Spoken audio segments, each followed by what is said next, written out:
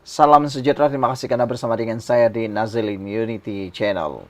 Hari ini kita membongkar apa pendapat walaun terhadap pengumuman Anwar Ibrahim kemarin. Ramai walaun yang tiba-tiba meroyan, sakit jiwa dan hampir gila apabila Anwar Ibrahim umumkan. Yang kita hairan, walaun pula yang sakit jiwa, walaun pula yang hampir jadi gila. Tapi para penyokong Anwar Ibrahim rilek keja. Bahkan mereka bersyukur dengan pengumuman Anwar Ibrahim. Yang menjadi gila dan meroyan ialah para walaun yang kelihatannya tak puas hati. Tak tahulah kenapa mereka tak puas hati. Sedangkan mereka bukan menyokong Anwar Ibrahim. Yang patutnya tak berpuas hati ialah para penyokong Anwar Ibrahim. Pikirkan baik-baik. Yang tak berpuas hati itu sepatutnya ialah penyokong Anwar Ibrahim. Tetapi entahlah, walaupun pula yang menjerit menyalak di sana-sini berkait dengan pengumuman Anwar Ibrahim sehingga kelihatan seakan-akan mereka tidak bersyukur. Itulah sebabnya ramai yang menyatakan, inikah pengikut parti yang kononnya berwajahkan uh, kesucian dan sebagainya. Padahal nak bersyukur pun tak boleh, kata mereka. Nak bersyukur pun tak pandai. Hari ini salah seorang daripada netizen dan juga pengulas politik Malaysia, seorang pengamal undang-undang luar biasa di Malaysia, turut menulis tentang hal ini yang mana memukul dan menjadikan walaun lebih cedera parah. Tentang populis, minggu lepas kita dapat poster ada pengumuman besar untuk rakyat dan negara.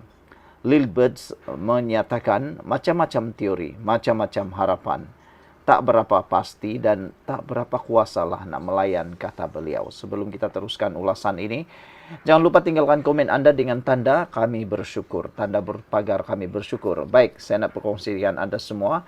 Ini ialah terapi imun transfer factor for life. Terapi imun yang meningkatkan daya imun badan kita sehingga 400%. Secara umum dan ringkasnya, kita kena penyakit kerana imun badan kita yang lemah. Secara umum dan ringkasnya, kita tak sembuh daripada semua jenis penyakit kerana imun badan kita yang bodoh.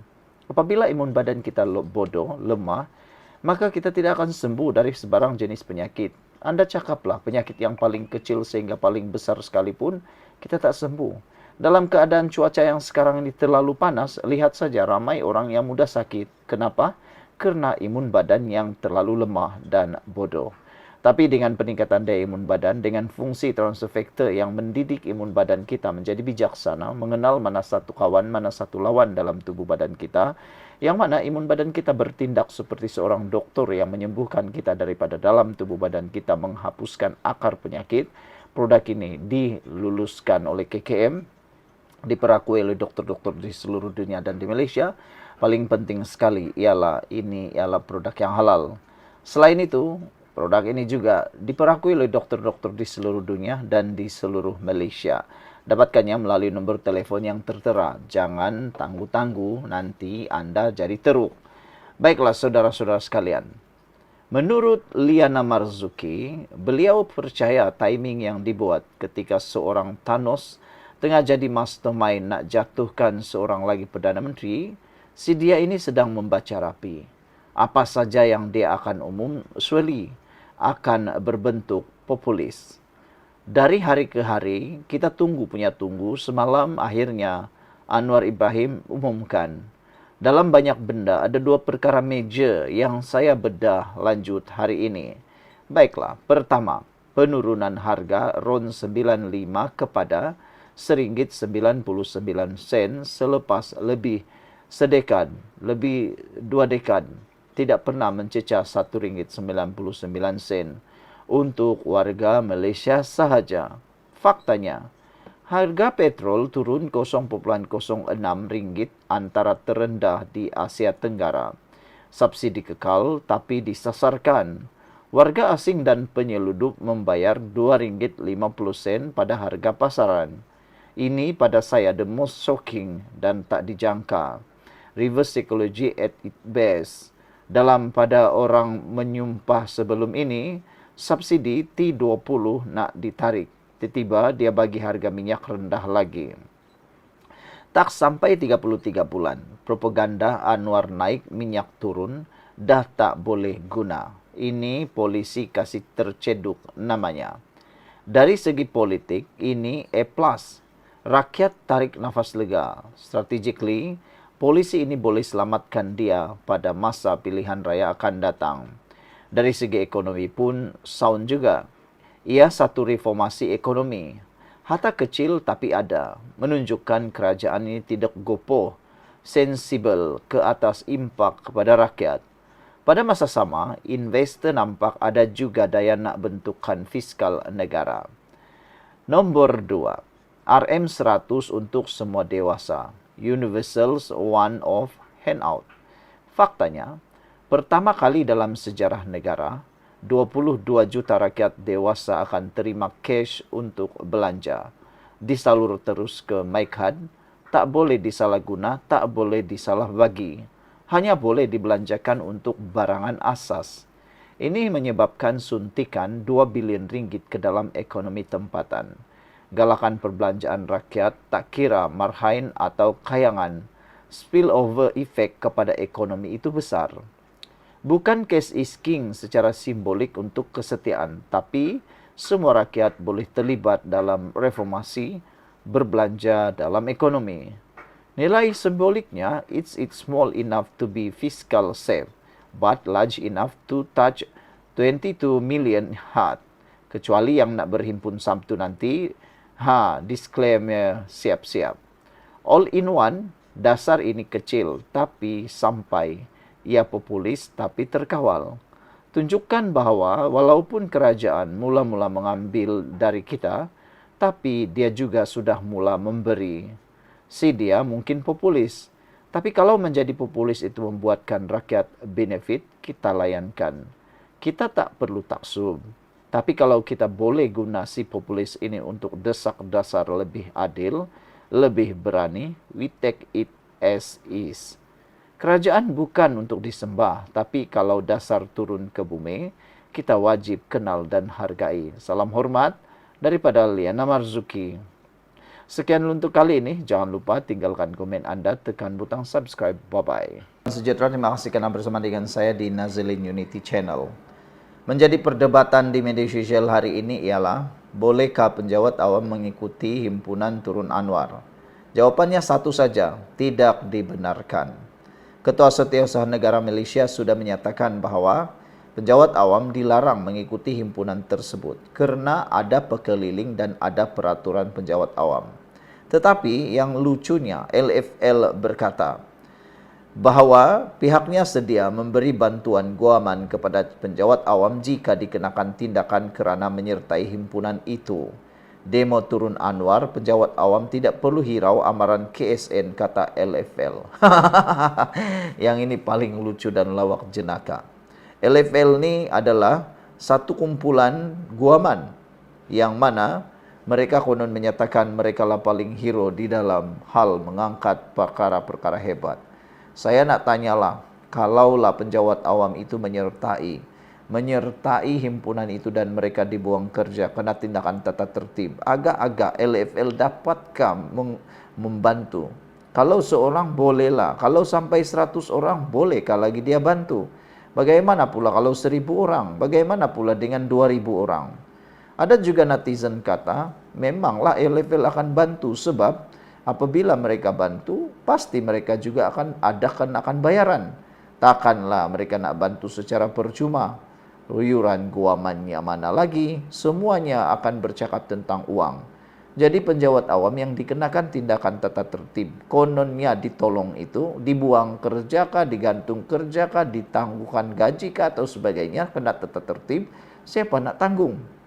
LFL ada duit kah nak beli beras, nak beli susu, nak beli bantu, beli Maggi kah, makanan untuk rumah penjawat awam yang dibuang kerja itu?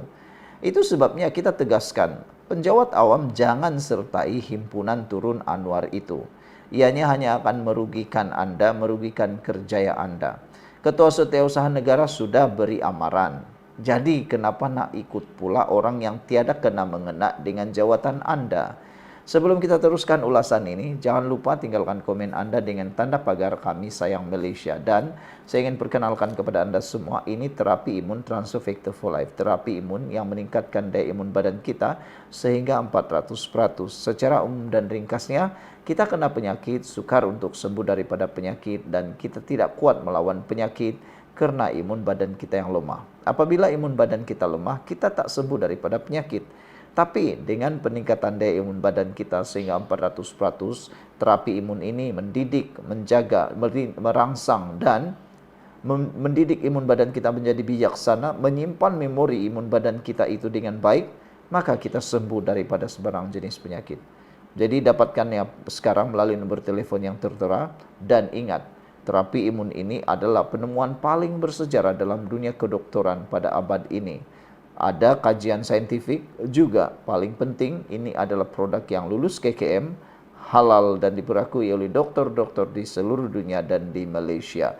Dapatkannya sekarang, jangan tangguh-tangguh.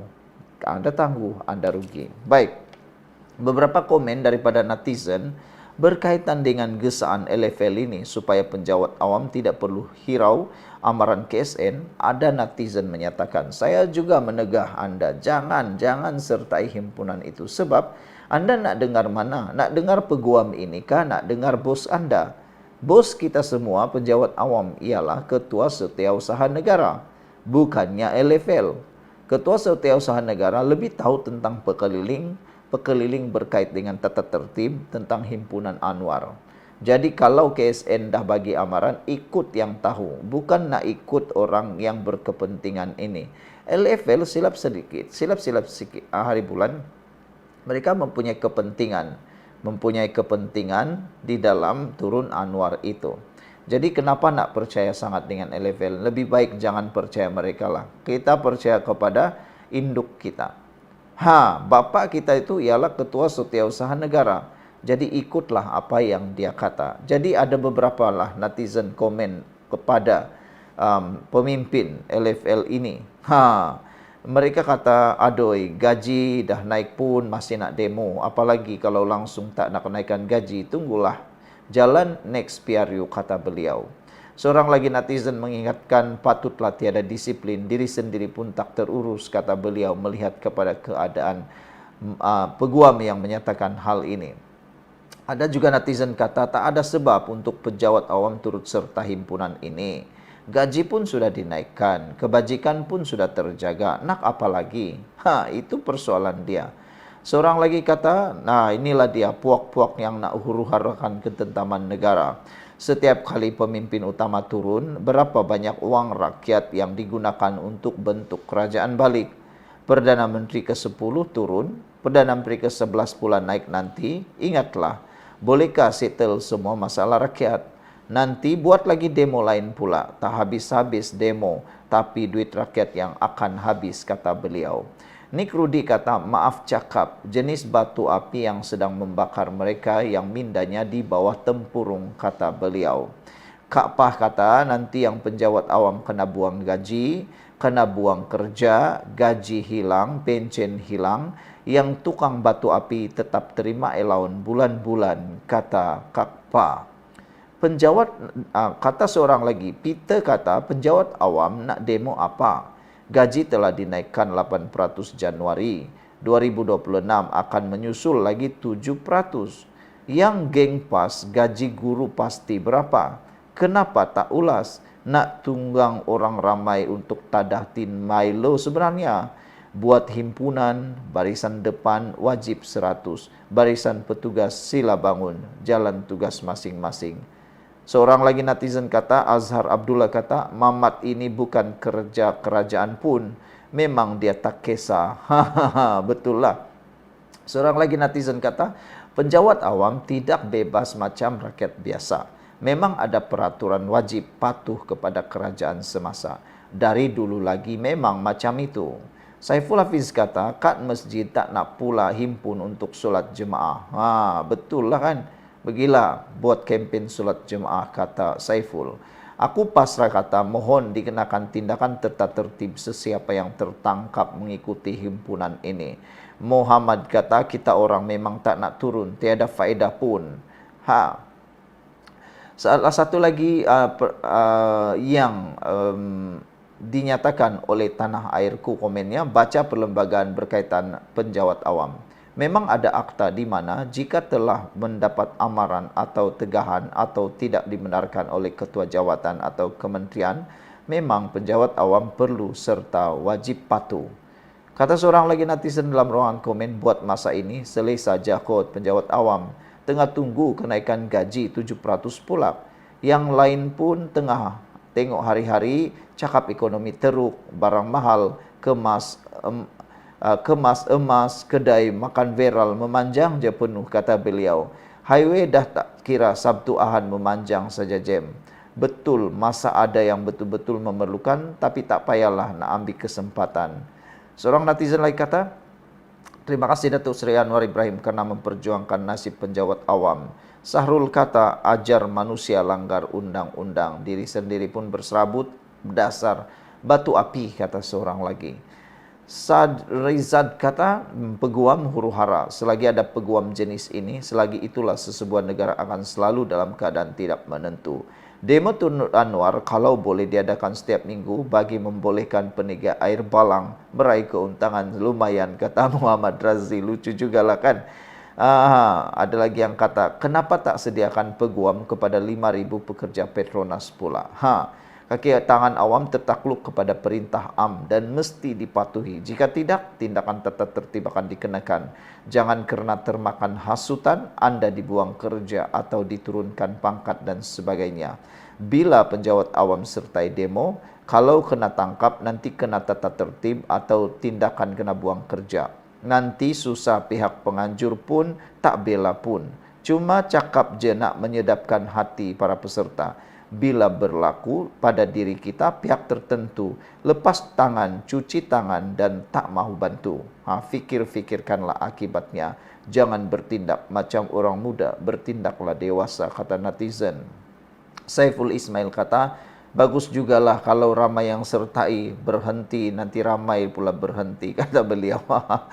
Okey, Hamidah kata, JPA ditubuhkan adalah sebagai kaki tangan kerajaan. Tidak kira parti apa yang menjadi kerajaan. Kaki tangan ini telah pun menunjukkan kekuatan mereka dengan menjatuhkan kerajaan BN pada pilihan raya lepas. Tak perlu letak jawatan sebab itu sumber ekonomi juga.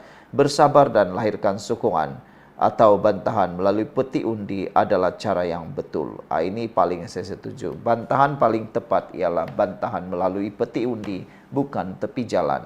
Sekian dulu untuk kali ini. Jangan lupa tinggalkan komen anda. Bye-bye.